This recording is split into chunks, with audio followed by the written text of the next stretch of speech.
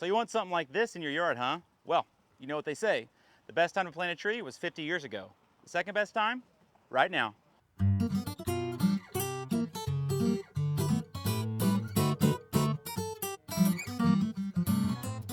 Hey guys, I'm Jarrett and welcome to the Shades of Green Show. Today, we're talking about everything you need to know before you are planting a tree in your yard. We're lucky here in Texas because we can plant trees basically 12 months out of the year. There are certain things you need to focus on as say you're planting a tree in summer, but if you're gonna twist my arm and make me tell you the best months, I would say November to February is probably the best time. Our roots never go dormant, our ground doesn't ever have a hard freeze, and those roots are getting established in that cold season, and we wanna give these trees the most time to get adjusted to our crazy season. Typically for us, it's heat, right? So we want to give that tree the most time to get established, especially root systems, before the heat comes. So that's why at our tree farm, we dig a lot of trees when they're dormant. So not only if you plant in November through February, you're gonna have the best time and the best chance for your tree to thrive. You're also gonna have the best selection of trees as well. In the tree growing business, there's really two common ways trees are grown. The first of those are in black buckets, like this, called container grown trees. The second way is B&B, which means ball and burlap. Both are great options and ways to grow trees. Both have some advantages and disadvantages, but it's good to know which one you're kind of looking for based maybe on when you're going to plant. With container grown trees, these are all going to be measured by volume, so they're commonly referred to as 7-gallon, 15-gallon, 30-gallon.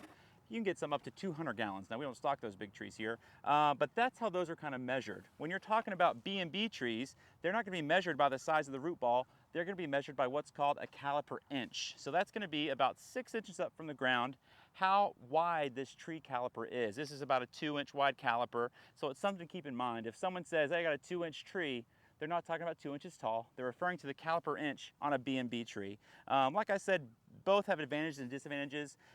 With the B&B tree, we like that because how they're grown is they're put in a field at a young age and they're not touched. They're taken care of, but they're not touched for a long time and they have no root inhibitants as they grow. When it's time to harvest, they're gonna take a big metal spade on a tractor, dig it up, you have this big root ball, they're gonna wrap it in this burlap, which is plant-based, it's gonna break down, and a metal wire cage that's gonna hold its root ball in place. They usually use some tie or rope that's gonna be taken off when you install, but everything else is gonna stay with it to hold that root ball in nice and tight. So that's what's really beautiful about these B&B trees is they usually have a larger tree, gonna be a little bit pricier on the install because it's very heavy. However, for container grown trees, their hands were on them a lot longer in the growing process, so they're gonna be probably a more expensive plant, but a little easier and cheaper to plant. The next thing you want to do is consider what type of tree you want. And by that I mean, do you want an ornamental tree or a shade tree?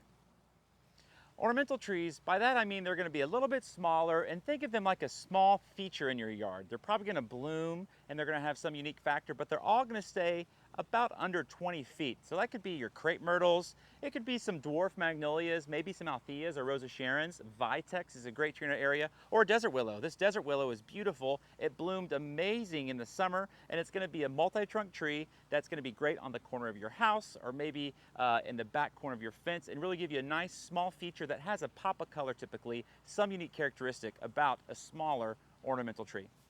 And by shade tree, what I mean, those are the trees that are huge. They get really tall, they cover your house, provide some shade for your house. So think oak trees, cedar elms, Chinese pistache is a great one. You can get some native pecans or even our southern magnolias. This is a D.D. Blanchard magnolia I'm standing by right now. These can get up to 50 feet tall. They do produce some beautiful blooms. These are unique because they're going to be evergreen. Most shade trees are going to produce fall color and drop their leaves in autumn. But the shade trees are the ones you see in the front yard of new builds. The HOAs have certain requirements you want to look at, but they're going to be the huge trees. That's a real investment in your property and a real key piece you want to get on your yard are the shade trees.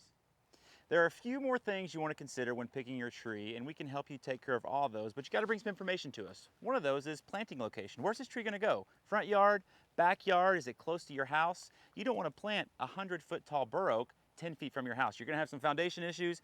Definitely don't want to buy a pool because it's going to drop leaves in the pool. So those are some things we want to know to help you. Also, sun exposure. Is this tree going to get lots of sun? If you want a Japanese maple in full-blown sun, it's not going to work, my friend, but we can help you figure out which tree you want. Also, we do have some red tape we have to deal with. All you guys live in HOAs or have some kind of city requirement. That's really important, and they all usually have a sheet or list of preferred or required trees and sizes. Bring that sheet of paper with you. We can break down your options, help size up what's going to be the best tree for your front yard, what size tree, maybe it's a 30-gallon or usually it's a 3 or even a 4-inch caliper tree. So make sure you notate your planting location, sun exposure, and also any HOA or city requirements you need for your trees. Well, folks, there you have it. Some things you consider as you're selecting the perfect tree for your yard. Don't hesitate to reach out to us or come see us at the nursery in Frisco or Celina, and we'd be happy to help you find the perfect tree for your yard. See you next time.